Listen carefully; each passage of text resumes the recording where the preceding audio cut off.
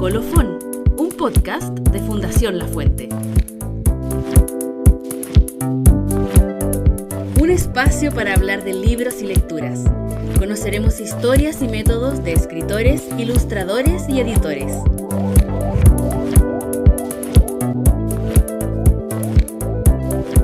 Todo proceso literario y todo proceso artístico tiene un componente colectivo. Es un primer diálogo con un mundo en el que se está metiendo el libro.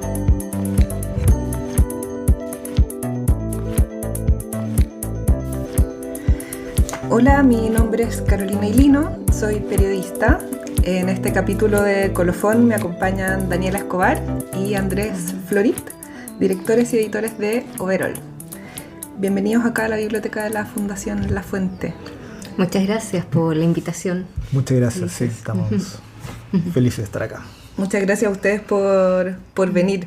Estamos terminando ya la segunda temporada de este podcast en la que hemos explorado la labor de la edición. Entonces, para empezar a adentrarnos en su trabajo, en su forma de trabajar, les quería preguntar en qué han estado esta semana. Esta semana, estamos hablando un viernes, ¿no? Sí, ha sido una semana agitada. Esta mañana, por ejemplo, vinieron a retirar de la imprenta una maqueta de nuestro próximo libro. Partió así el día. Tuvimos que apresuradamente marcar las últimas cosas que no habíamos marcado en la maqueta y para que se la pudieran llevar. También esta semana recibimos también los primeros ejemplares de un próximo libro que sale como novedad, de hecho ahora en noviembre, un libro de poesía de Ignacio Mardones que se llama Poemas de Aprendizaje. Así que pudimos ver los primeros ejemplares como esa. Así que hemos estado en estas dos etapas del proceso de la edición del libro, que a veces cuando trabajamos un poquitito como tan en el abstracto, en la pantalla, qué sé yo, nos obliga como a irnos al mundo material.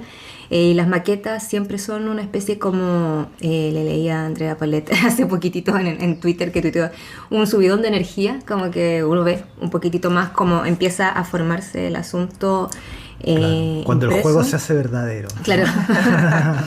¿Qué tal quedó? Como, bueno, los cortaron bien, les falta, es como revisarlos, así como... Eso, ¿qué es lo primero que miran ya? ¿Les llega la caja del libro nuevo? Claro, yo creo que son momentos distintos de la maqueta. Lo primero que vemos es con el ojo de la corrección, de, bueno, ¿qué tal se ve esta idea que teníamos en la tapa, por lo menos también en mi caso, como desde la mirada más superficial, hasta después la lectura donde empiezan a aparecer como las primeras cosas que nos hacen ruido, digamos, en la lectura y que quizás teníamos dudas en el proceso de edición, los dejamos pasar y aquí vemos, bueno, qué tal funcionó, revisar también las correcciones que estén bien ingresadas, índice, folio, como todos esos detallitos del...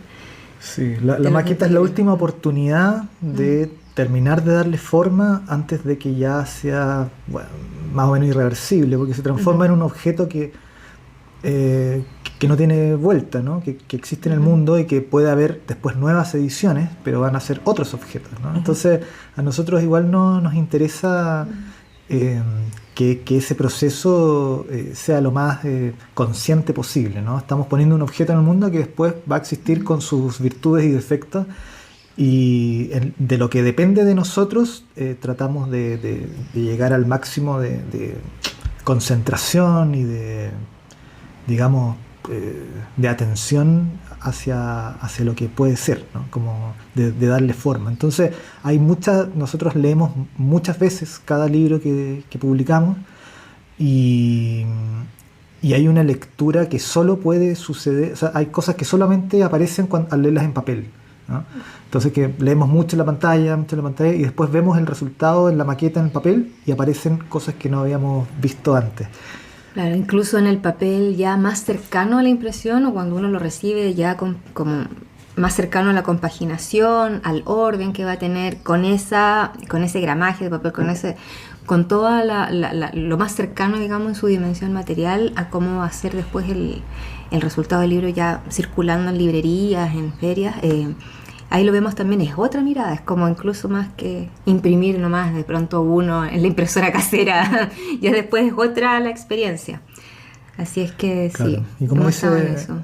como dice Daniela, en nuestro trabajo conviven permanentemente distintos tiempos, ¿no? Entonces, por una parte está esta revisión de una maqueta en la que a veces nos damos cuenta que tenemos que hacer muchas cosas de nuevo y a veces, como el caso de hoy, fue como, no, en realidad está todo bien, tiene un solo cambio, se va. Muchas veces tenemos que hacer maquetas nuevas, rediagramar, porque al verlo impreso nos damos cuenta que no se lee bien, etc. Y al mismo tiempo convive eso con, claro, recibir ejemplares de un nuevo libro, y ahí, en vez del ojo de la corrección, hay que tener el ojo de la compasión. El ojo de la resignación De la también. resignación, claro, es decir, chuta, esto es, tratemos de que nos guste tal como está.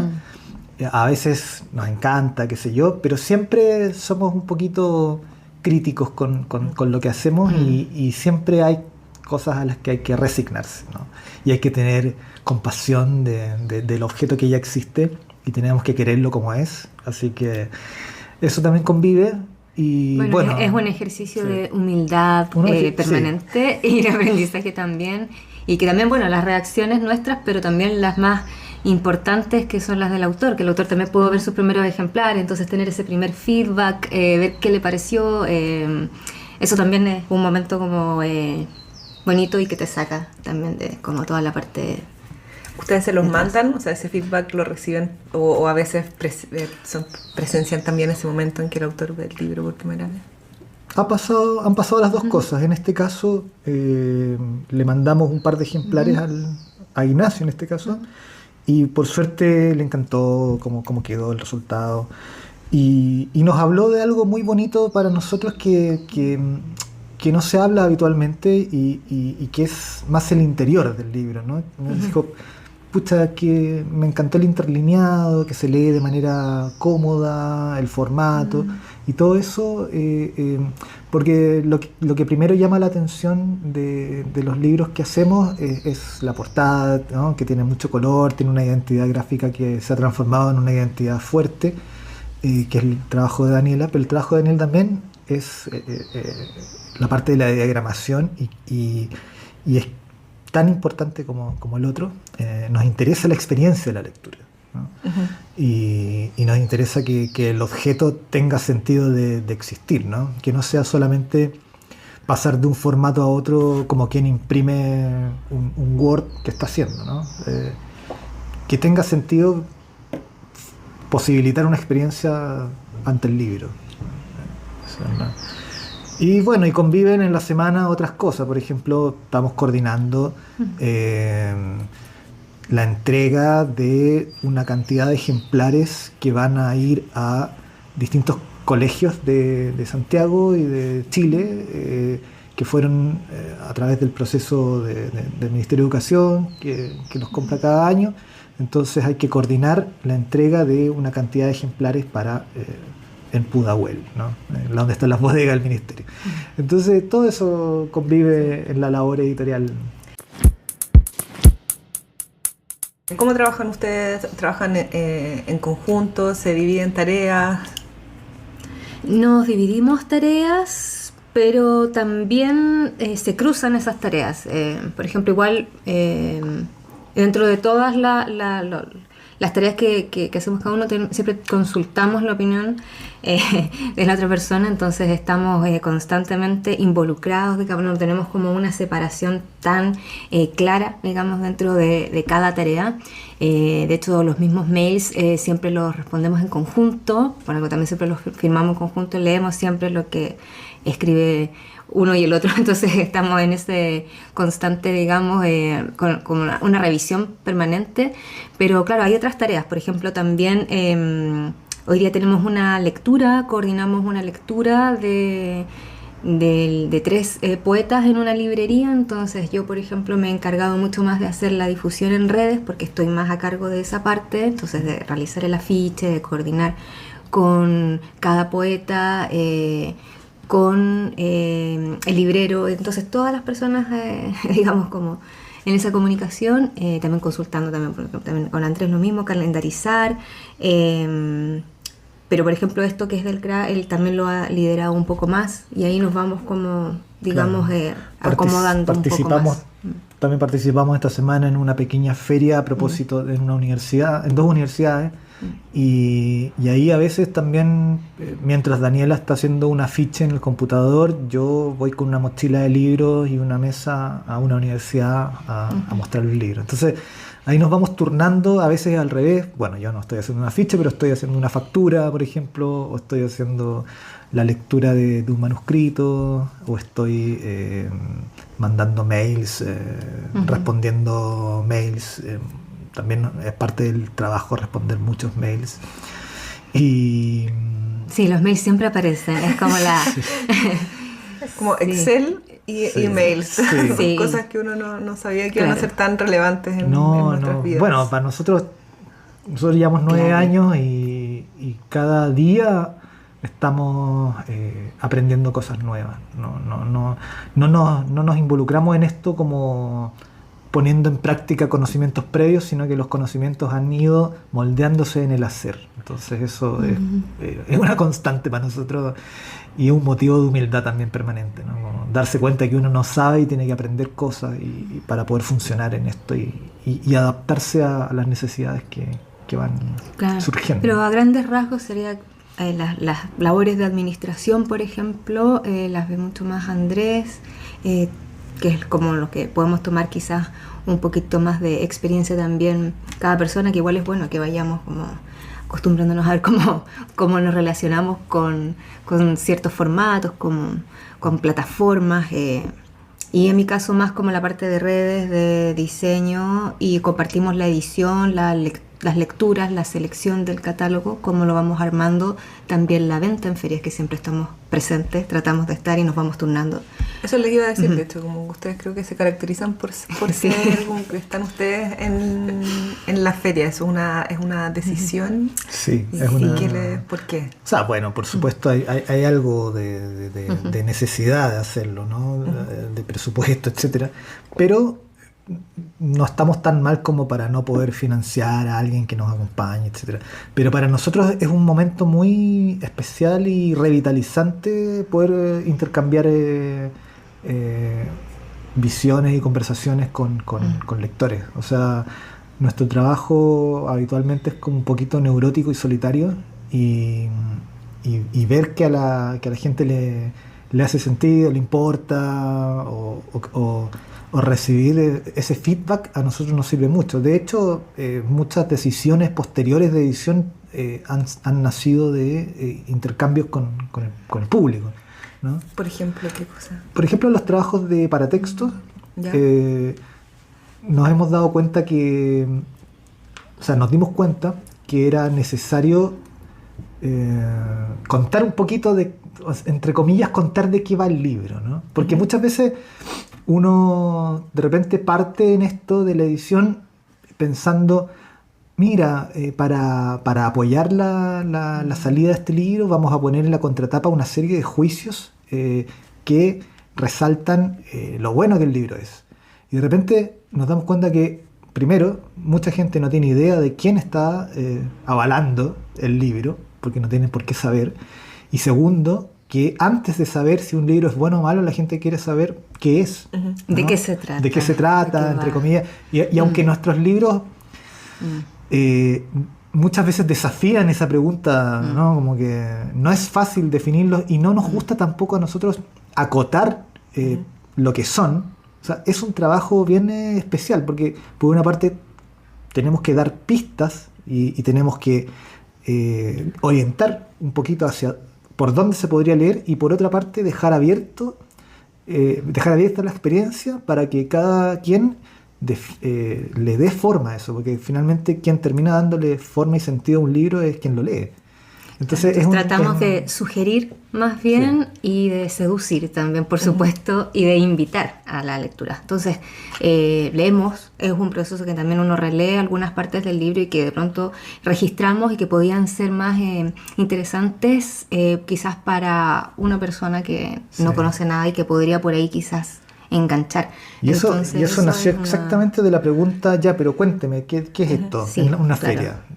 Y nos dábamos cuenta que, claro, que esa persona había visto la contratapa y en la contratapa de repente no estaba esa información, o estaba muy diluida dentro de otra capa. O demasiado críptico, abstracto, Claro. cuando a veces también se encargan contratapas a otras autoras o otros escritores, a veces escriben como una reseña que está súper bien, pero puede ser un lenguaje a veces que es un poco más como de reseña académico, que no necesariamente va a conectar con lo que también estamos pensando, que es que ojalá ya tenemos como la primera resistencia quizás de muchas personas que nos han también dicho, como muchas lectoras, de empezar a leer poesía, que es algo que a veces hay una resistencia mayor, entonces también tratar de no cerrar por todos los lados, dejar como una ventanita abierta para que puedan quizás interesarse. Nos hemos dado cuenta que a veces conversando sobre algunos libros de poesía, también incentivando entregarse un poquitito a la poesía para tener una experiencia estética y a esta idea ansiosa de comprenderlo todo y de entenderlo todo a cabalidad, que es algo que yo probablemente no tenga nunca esa experiencia de cabalidad, no estoy entendiéndolo todo el tiempo y no es necesario, como si fuese a rendir un examen, como todo esto que también pasa un poco con plataformas como Goodreads, que todo como evaluar, como una dinámica muy del rendimiento y muy escolar. Que quizás hay que a veces complejizar, abandonar, entregarse un poquitito a una experiencia estética, al ritmo, a las imágenes. Entonces un poco nuestra idea ha sido esa. Y justamente, claro, en las ferias pasa. Bueno, yo siempre voy a recordar a una lectora que pasó observando en todos los stands así los títulos y después me decía: me siento súper estafada, me decía, porque cada título que yo leo no tiene nada que ver con la contratapa y probablemente nada de lo que... Por ejemplo, este libro que se llama ¿Cómo cuidar de un pato? Me decía, yo lo voy a leer y voy a aprender a cuidar un pato. Entonces le traté de contar un poco de qué se trataba el libro y me decía, ya entiendo un poco, como que no es necesariamente un manual, ¿no?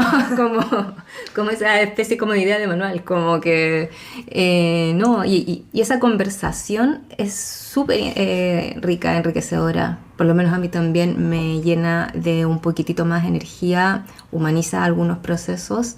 Si bien igual estamos llenos siempre nos comunicamos con mucha gente, pero lo que pasa es que es una comunicación a veces muy mecánica y muy orientada como al proceso, nomás al producto. Entonces, como esto es un poco más libre, en una feria podemos compartir con lectoras, con lectores. Algunos vuelven, ya los empiezo a conocer y me encanta poder conocerles. Es como, ¿te gustó, no te gustó? La gente me dice, es que no me gustó tanto esto, me gusta un poco más algo así, y empezar también, eso ayuda mucho a formar el catálogo. Sí, nos enfrenta porque uno tiene una idea también en la mente de lo que quiere proponer y al enfrentarte en una feria a personas reales y no imaginarias, te das cuenta de lo que puede pasar, ¿no? O sea, uno quisiera que pasaran muchas cosas y uno quisiera que hubiera un intercambio de tal manera, pero cuando las personas te hacen preguntas que te descolocan, uno dice, bueno, esta es la realidad, entre comillas, estas son las personas concretas a las que les va a llegar los libros que hacemos. Obviamente es como una encuesta, o sea, no todas las personas son como las que se nos acercan a un stand y efectivamente puede haber personas que calcen con nuestra mentalidad al hacer un libro, pero nos interesa mucho llegar a un público amplio, no especializado y al mismo tiempo sin simplificar, ¿no? O sea, sin trabajar los libros pensando de una manera como simplificante, que calce con una especie de lectura literal, sino que invitar a la gente a entrar en cierta complejidad mayor o mediana y que no necesariamente se sienta expulsada, sino que se sienta como que puede vivir esa experiencia, ¿no? Que no está mal no entender y que no está mal que no sea inmediato y que alguien no tenga un juicio inmediato sobre algo que le gusta o no le gusta, porque a nosotros lo hemos conversado también como lo que nos pasa a nosotros mismos como lectores es que muchas veces las cosas actúan de manera diferida, ¿no? O sea, uno lee una cosa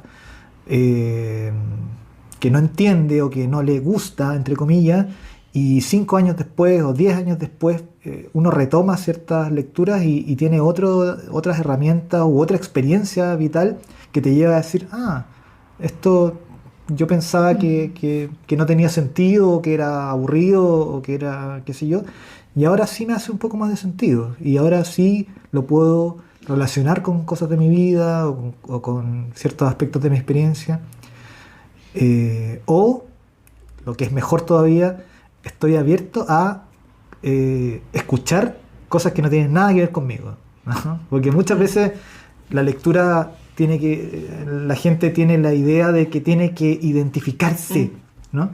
Y nos gusta mucho invitar a desidentificarse y a entrar en una escucha, ¿no? A ver a otras cosas, ¿no? No solamente verse a sí mismo en lo que uno lee, sino que ver para otros afuera. Paisajes, otras voces.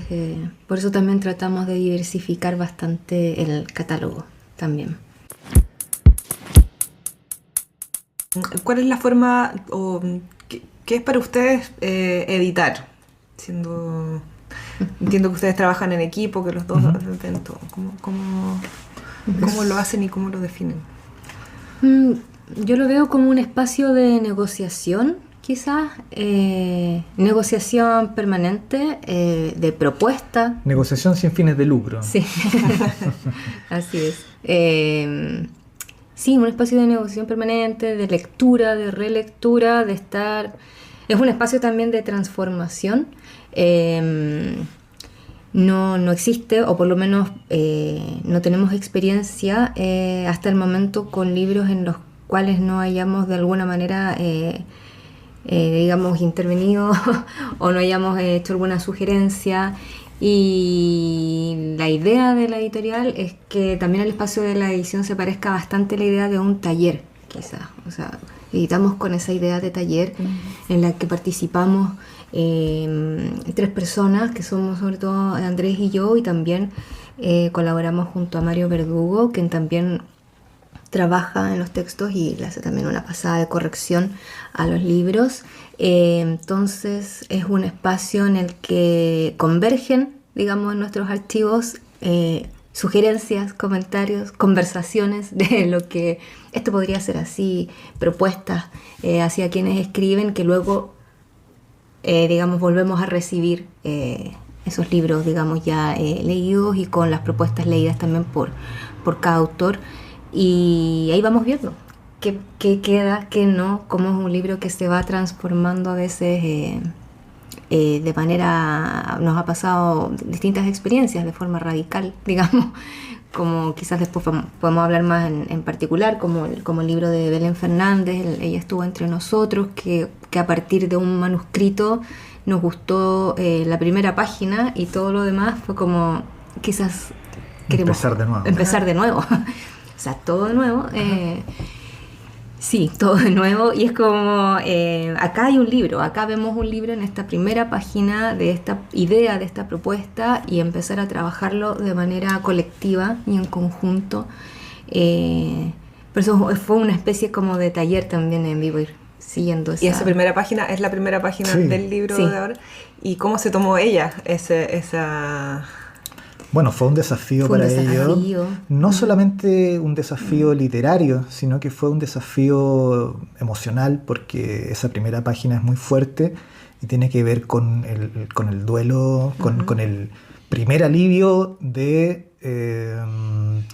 la madre recién muerta, y es como un desahogo, que era una página y media, y que invitaba, para quien la lee, a decir, quiero saber toda la historia, digamos, no solamente este momento de desahogo, que es hermoso, fuerte, pero yo digo, atrévete a escribir todo lo demás que no estás diciendo. Estás diciendo mucho en esta página, que es como una especie de núcleo. Muy condensada, las emociones, las escenas, las imágenes estaban ahí. Uno intuye todo un mundo ahí, en esa página. Y también intuye que es muy difícil para ella abrir el duelo, ¿no? O sea, enfrentar una cosa que no necesariamente uno quiere enfrentar en ese momento. Y ella efectivamente nos dijo que se lo habían dicho antes y que lo había estado escabullendo por razones obvias, porque es doloroso. Eran recuerdos que no necesariamente quería visitar en ese momento, pero dijo, ¿sabes qué? Ya, ahora sí, estoy preparada y lo voy a hacer y lo vamos a hacer en conjunto. Y también en ese proceso no es solamente contar lo que ya sabe y no quiere contar, sino que al escribir va creando ese momento, ¿no? No es meramente un testimonio de lo que vivió, sino que es una creación, es una novela, porque va elaborando ese duelo de una forma particular, que podría ser cualquier otra forma. Y de hecho el proceso de edición tuvo idas y vueltas y fueron más páginas de las que finalmente quedaron, porque en colectivo le fuimos dando forma a ese duelo que nace de una experiencia, digamos, tiene una correspondencia con un duelo real que vivió la realidad, pero este es otro espacio, un espacio del literario, de las palabras, que tienen su propia materialidad y su propio peso y su propio sonido y su propio mundo. Y eso es lo que tratamos de ver en todos los libros, porque hay libros, bueno, hay también experiencias completamente contrarias de libros que llegan prácticamente listos a nuestras manos, y ahí uno tiene que también tener el tino de verlo y decir, chuta, acá no tengo que meter mano, porque si meto mano lo arruino, porque esto ya está trabajado, ¿no? Entonces, el espacio de la edición es un espacio como de conversación y de escucha y de trabajo colectivo. Y de entender la literatura como un trabajo colectivo, no de corrección, no de esta es la forma, sino que todo proceso literario y todo proceso artístico tiene un componente colectivo, y ayudar de alguna manera a quien firma el texto a dialogar. Es un primer diálogo con un mundo en el que se está metiendo el libro. Porque ningún libro está solo, ¿no? Cada libro que se está escribiendo y que luego se publica, dialoga con una tradición, con un momento, con gente que está escribiendo cosas similares o diferentes. Y nuestro rol es, de alguna manera, ayudar a mediar a que ese libro se integre dentro de un panorama, que no sea un libro solipsista que diga, esto es lo que yo quiero decir y no me importa. Y aparte que hasta en esa mirada más solipsista existen ya referencias, o sea, cuando escribimos también estamos constantemente citando todas las cosas que hemos leído y las cosas que vemos, las personas con las que nos relacionamos, todo está ahí también en el momento de escribir. Está nuestro contexto, nuestro momento particular que estamos viviendo, y también nuestra historia hacia atrás. Entonces, todo eso está operando en el momento de escribir, y eso es imposible que alguien esté como en este minuto yo solo. No, siempre hay un colectivo detrás, y el desafío es que la voz que se va formando y que va formando cada autor o autora se vaya afirmando, digamos, en la medida que va como armando la narración. En este caso, Belén se fue algo que vimos también y que compartimos. Vemos que fue como también afirmando una forma de escribir para el libro, y que también eso es súper bonito verlo, como se empieza a encontrar una personalidad, digamos, particular, sin estar todo el rato como con los referentes tan encima. Como que a partir de todo ese trabajo se formó un espacio nuevo, una voz quizás distinta, y eso es bonito, digamos, de poder seguir. Se ve. ¿Y de dónde viene la idea de la edición como taller? No sé si ustedes participaron en talleres antes de crear Overol. Sí, yo por lo menos he participado en muchos talleres. Mi formación, lo que yo estudié es diseño, entonces desde el lado como más literario, me he ido formando desde distintos lugares. He ido a muchos talleres, en la misma universidad también tomaba talleres a veces de la Facultad de Letras, para poder ir complementando. Entonces nos encontramos también en el camino trabajando para otras editoriales, y también escribiendo, como leyéndonos mutuamente. Entonces yo creo que es algo que es parte del proceso de escritura también. Yo también tengo la misma experiencia, o sea, también participé en talleres, o sea, claro, somos personas que escriben y que tuvieron antes esa experiencia de taller. En mi caso, claro, tuve distintos tipos de talleres. Uno en particular fue importante, uno que se llamó Santa Rosa 57, que era un grupo de pares, ¿no? No había alguien que dirigiera ese taller, sino que era un grupo de pares que se juntaba una vez a la semana a compartir sus textos y a criticarse a veces de manera un poquito exaltada, porque en fin, éramos más jóvenes, pero ahí aprendí parte importante de lo que significa dejarse transformar, porque uno cree que está hablando solo, o cree que uno cree que está siendo auténtico, o uno cree que está siendo honesto cuando escribe y que las cosas, pero uno no tiene demasiada conciencia de que todo lo que uno está diciendo también de alguna manera está repitiendo cosas, ¿no? Está repitiendo, como decía Daniela, partes de cosas que uno lee y que de repente no se da cuenta que reitera de manera poco crítica. Y a veces hay gente que o ha leído más que tú o tiene otras experiencias y que ve el texto que tú estás viendo desde otro ángulo, desde el ángulo de alguien que ha leído cosas parecidas y que tú no has leído, o desde el ángulo de quien recibe la conjunción particular de palabras que tú usas de una manera que tú no te esperas y que puede sentirse ofendida incluso por una frase y que uno no hubiera pensado nunca que iba a ofender a alguien con esa frase, y ahí uno va como diciendo, es más complicado de lo que yo pensaba y no puedo hacerlo solo, ¿no? Incluso las personas más geniales, digamos, de esta tierra, que escriben y que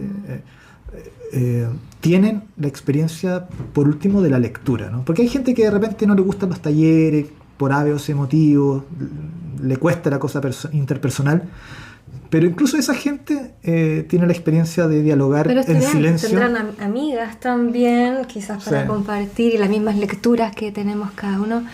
Pero también en esto de los talleres, sin ir más lejos, bueno, yo recuerdo, yo estuve con Nadia Prado, que también es autora de la editorial, hace muchos años, digamos, la conocí gracias a la experiencia de los talleres, a la Cintia Rimsky también la conocí gracias a esa experiencia, y a la misma Belén, éramos compañeras de un taller que tomamos las dos, que fuimos con Zambra, y ahí la conocí, y ahí también pude como conocer un poco de su escritura, y a partir de eso también surgió la invitación a publicar en la editorial y a trabajar en conjunto.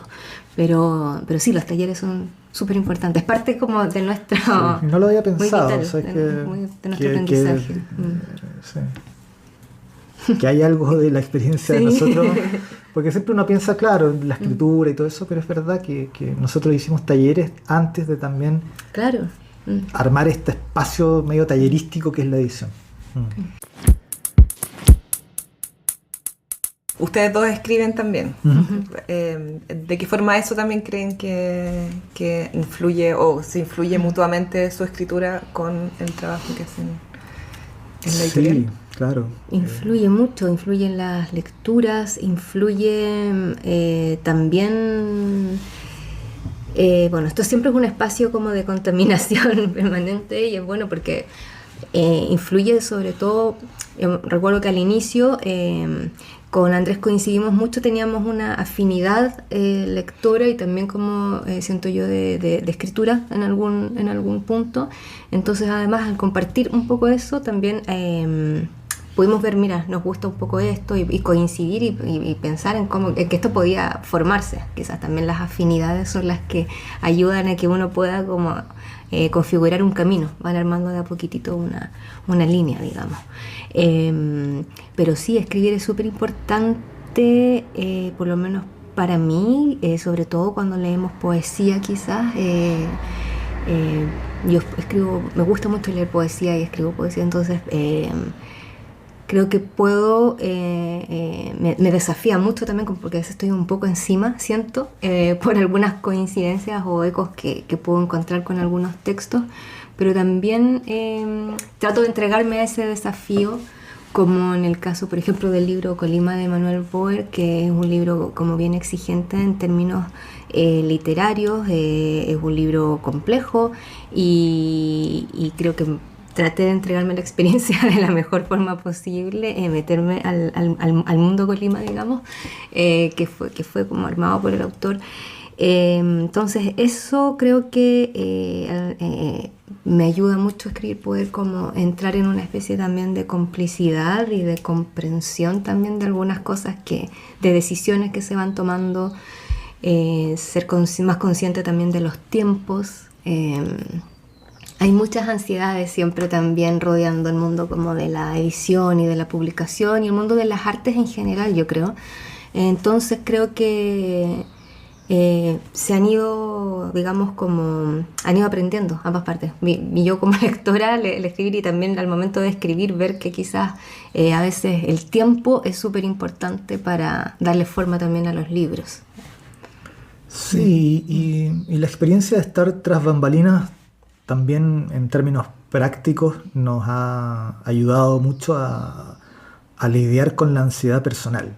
También al ver un panorama más amplio dentro de nuestro puesto, detrás del stand, digamos, detrás del mesón, detrás de las cortinas, nos damos cuenta que el apuro es muy ilusorio, ¿no? Y que los tiempos son de repente más amplios y más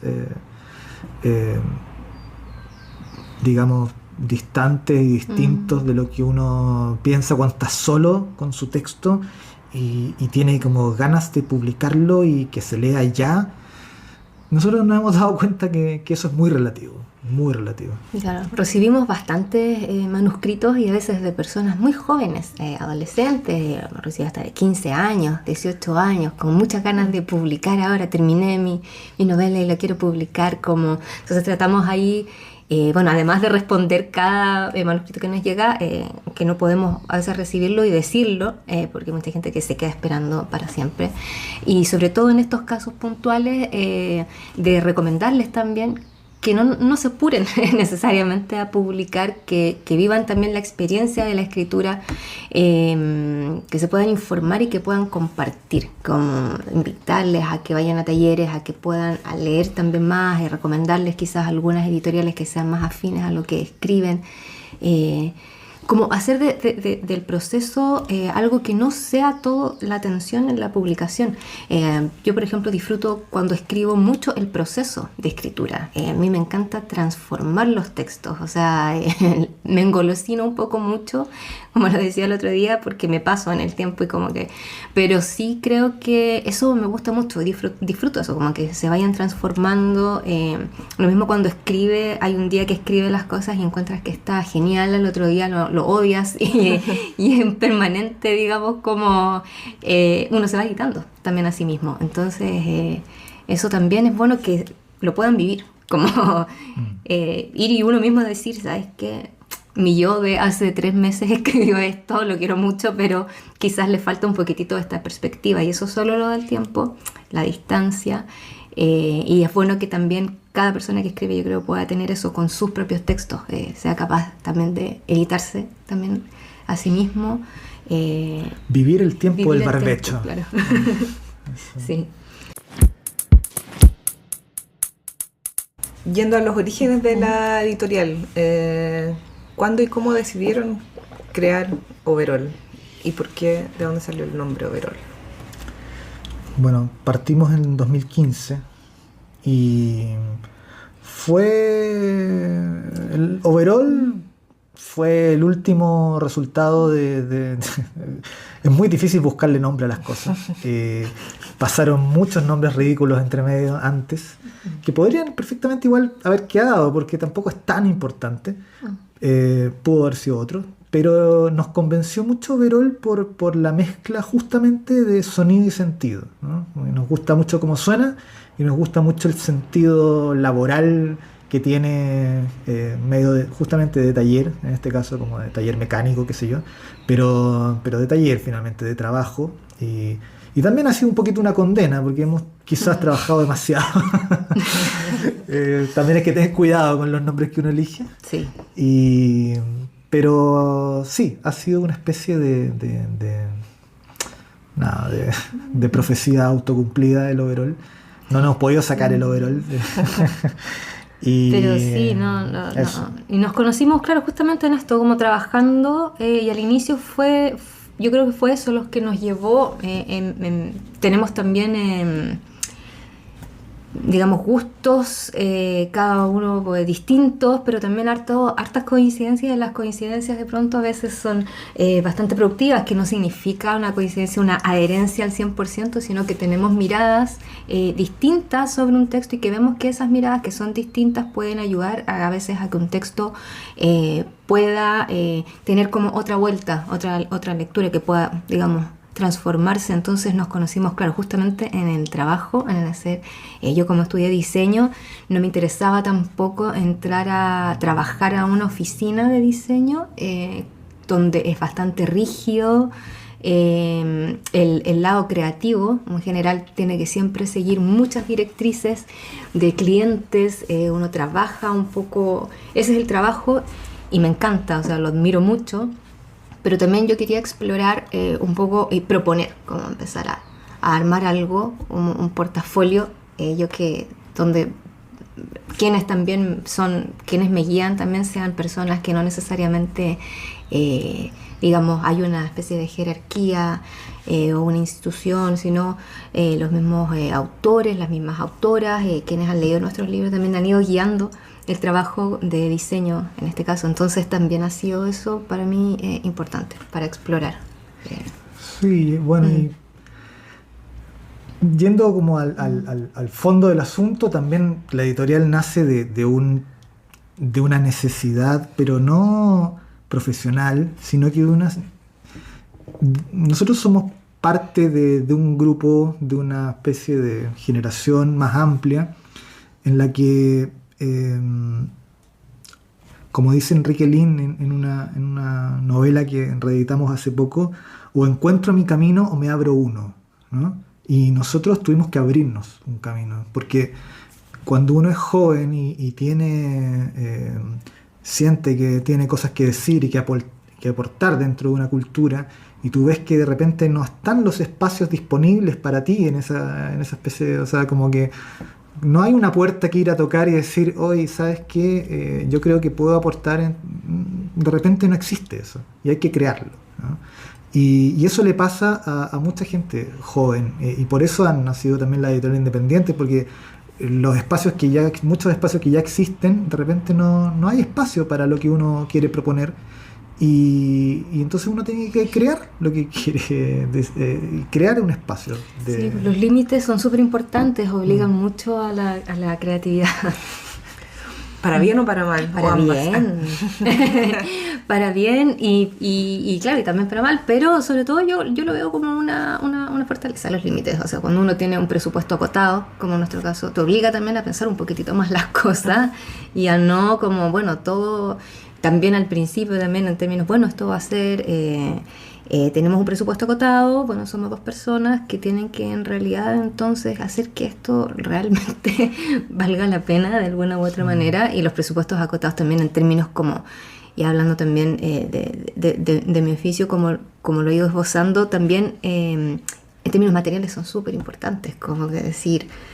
bueno, yo no voy a imprimir necesariamente, bueno, esta cantidad de ejemplares, vamos a ir ajustándonos, tengo esta cantidad de presupuesto limitado, tengo este tiempo limitado, ¿cómo lo trabajo? ¿Cómo le trato de sacar el máximo provecho a esto? En ese sentido creo que es positivo, como desde ese punto de vista. ¿Y cuando crearon la editorial, crearon el concepto o ya tenían algo del catálogo previsto o pretrabajado?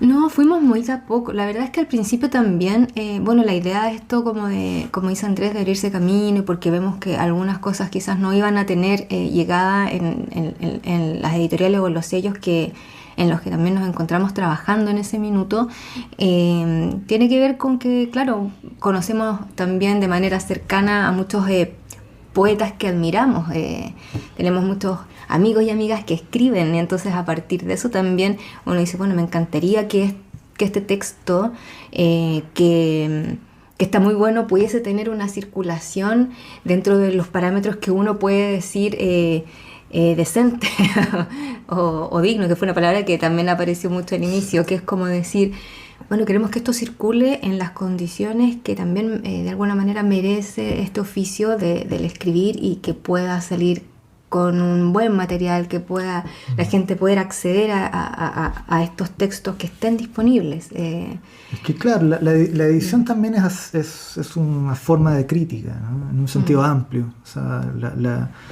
la edición tiene mucho que ver con tomar en las propias manos un problema y tratar de darle una solución. O sea, uno tiene una mirada sobre un mundo, comparte, porque nosotros, claro, somos personas que no estábamos solos en nuestra casa y pensamos, hoy quisiéramos hacer una editorial, sino que somos personas, como decía Daniela, que hemos participado en talleres, que tenemos una experiencia colectiva de la literatura anterior, y en esa experiencia uno va descubriendo amistades, uno se va haciendo amigo de gente que admira, y también uno ve qué posibilidades tienen esas obras en barbecho de transformarse en un objeto en el mundo, y uno dice, mira, opción A, pucha, en realidad va a salir así, así, así, no me gusta la perspectiva. Opción B, entonces a veces uno, en vez de resignarse a las posibilidades que existen, piensa, bueno, ¿por qué no creamos otra opción C? Y tratamos de darle la forma que a nosotros nos gustaría que tuviera este objeto, en vez de calzar con lo que ya existe y que no nos satisface. Esa es como la situación. Pero claro, no fue tan ordenado como decir, vamos a crear...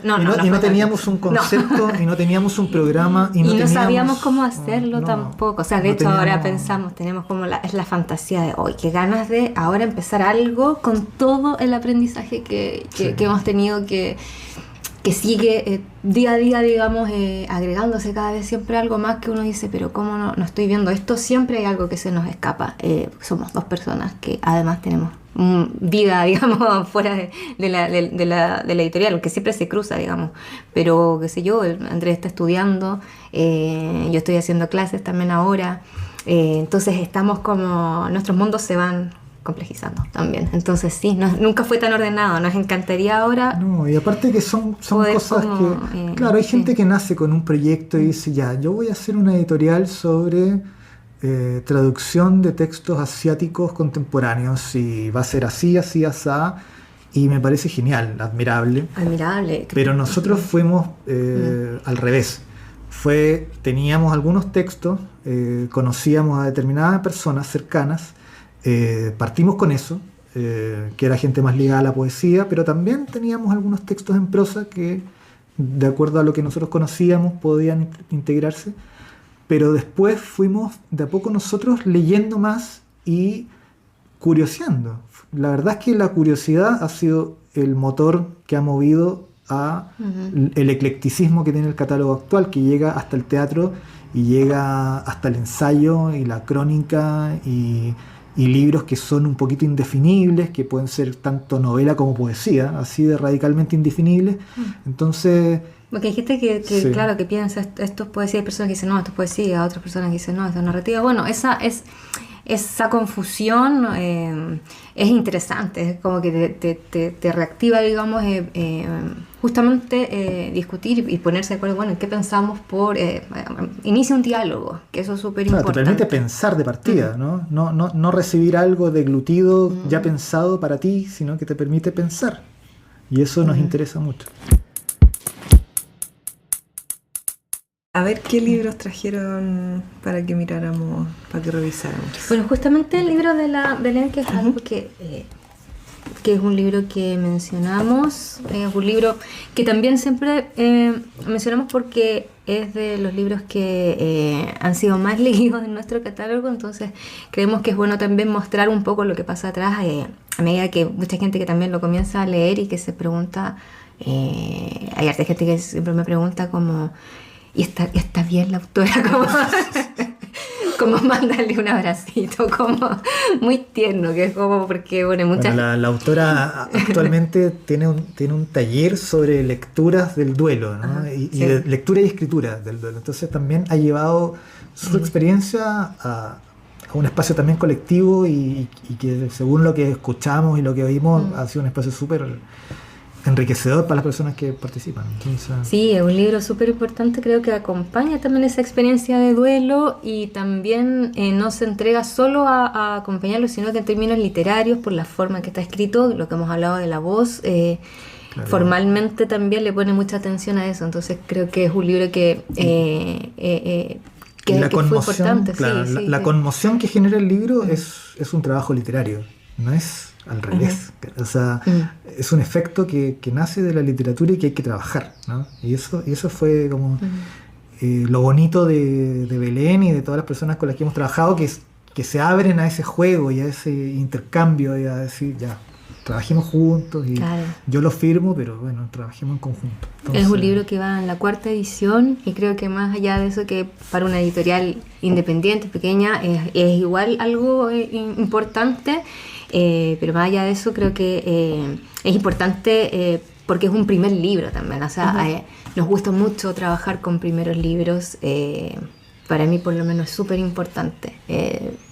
Creo que a veces en los primeros libros también hay más riesgo, y eso es algo que también nos gusta bastante en la editorial, el riesgo, no ir simplemente por títulos y de autores y autoras que ya son conocidos, que ya tienen, digamos, un estatus y público, digamos, ir formando también esta audiencia y poder ir dando a conocer estas nuevas escrituras también es súper importante.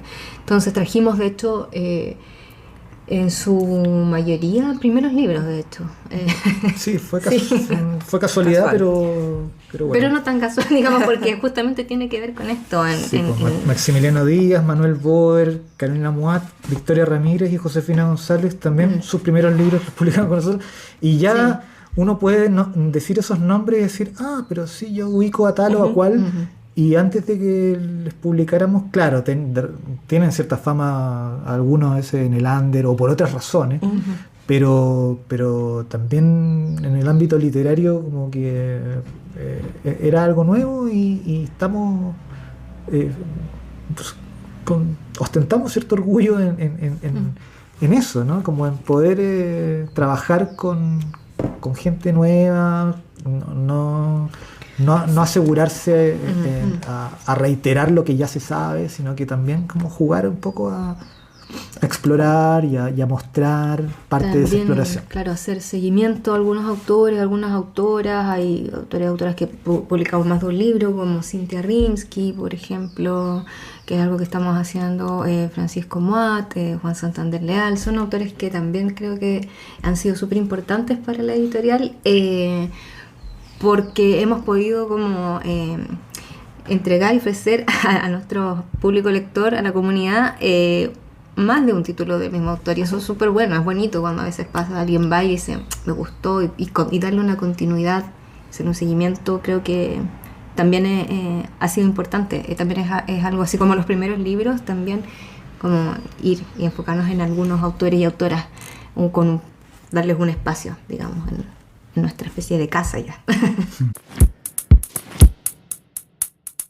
Viendo las portadas y lo que decían un poco al principio de lo que decía el autor que recibió el libro ahora, que también apreciaba el interior, la diagramación, ¿qué tanto lo visual ustedes lo ven como parte de la edición también, me imagino? Sí, Creo que claro. esa es una particularidad de Overall, me atrevería a decir.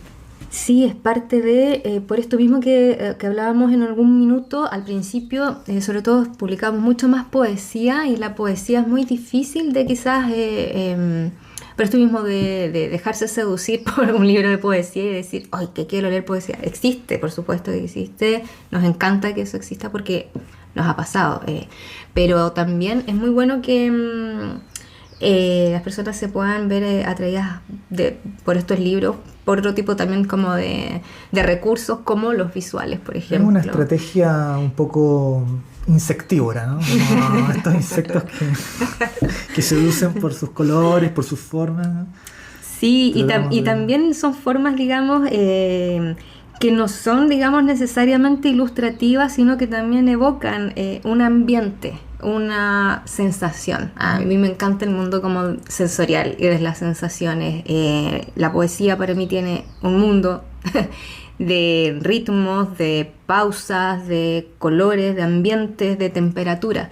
Y el color da mucho con la temperatura, por ejemplo. Entonces hay libros que sí son un poquitito más darkos, más oscuros, apoyar un poco eso. Hay otros que pueden ser más brillantes, digamos. Pero eso es parte de una propuesta que tiene que ver con justamente esto que hablábamos, como de tener una experiencia estética, que lo que tenemos con todos los libros, pero de pronto las formas ayudan a no quizás dirigir tanto una lectura, a no acotarla, cuando a veces las imágenes son quizás demasiado ilustrativas, pueden de pronto como decir, vamos por acá, o vincularte con el objeto de alguna forma. Esto me parece que desde mi punto de vista lo que me interesa es que se vea que son todos distintos cuando se ven en la mesa, mismos recursos, que es como la palabra, el mismo recurso, el tiempo, la palabra, el mismo recurso, el color, la infinita combinación que puede haber de los colores y de las palabras, ¿no? Siendo una paleta acotada, tanto las palabras como los colores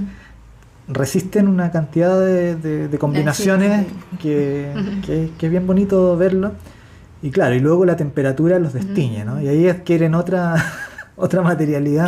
Que a mí me encanta que pase eso, como que hay una relación de amor y odio, lo que pasa con el sol, digamos, y los colores con los libros, cuánto uno tiene que cuidarlos, pero igual hay que cuidarlos. O también entregarse al desgaste, digamos, como que también tenemos una experiencia que nos hemos dado cuenta como consumidores, que es como muy del objeto impoluto, limpio, que no tiene marcas, pero tiene marcas, o sea, todos los errores que muchas veces vemos en los libros son parte también del proceso de que hay personas detrás que están doblando esto, no es una máquina sola que está como, digamos, dirigida por un computador, no, hay una persona que tiene que hacer calzar esto, que tiene que doblar esto, que después lo tiene que, digamos, meter en cajas. En ese proceso siempre hay desgastes, hay manchas, hay errores. Y después salen al mundo y yo los tomo y ya esto queda marcado y hay que entregarse a eso, ¿sí? Porque a veces vemos que pasa eso como que esté muy y después muy le viene el vitiligo, ¿viste? Está todo bien. Al exponerse al sol y tienen sus manchitas de repente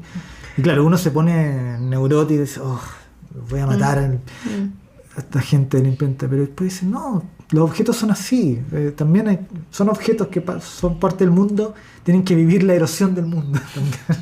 Sí, claro. Así que es bonito. Sí. Y para terminar, les quería pedir si pueden leer algún párrafos de algo de acá. ¿Quieres leer algo de Belén o parto yo? A ver, tú también puedes leer, no sé. Es cierto. Las voces... Yo puedo leer quizás algo de la Victoria. A ver.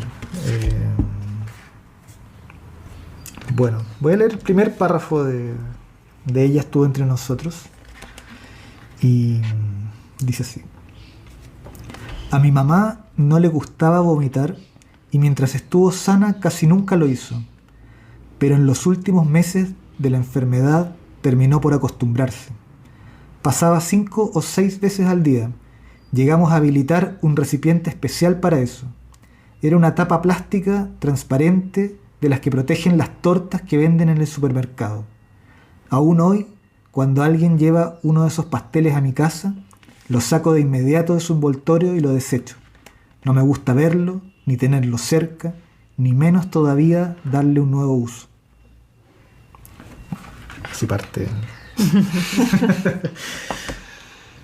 Ya, voy a leer un poema de Victoria Ramírez de su libro Magnolios, que se llama Materiales, que es una palabra que ha aparecido constantemente en la conversación.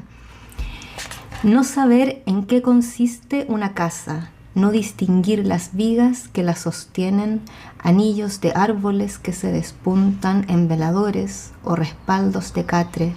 Con el tiempo uno deja de sorprenderse, aparecen muebles en habitaciones ajenas, cajones y repisas desperdigados. La consistencia no debería medirse por las cosas, pero ahí están jarrones, manteles, maceteros, el ciervo de madera emergiendo de la pared, el búho de piedra roja que alguna vez arrojaron a la cabeza de mi padre.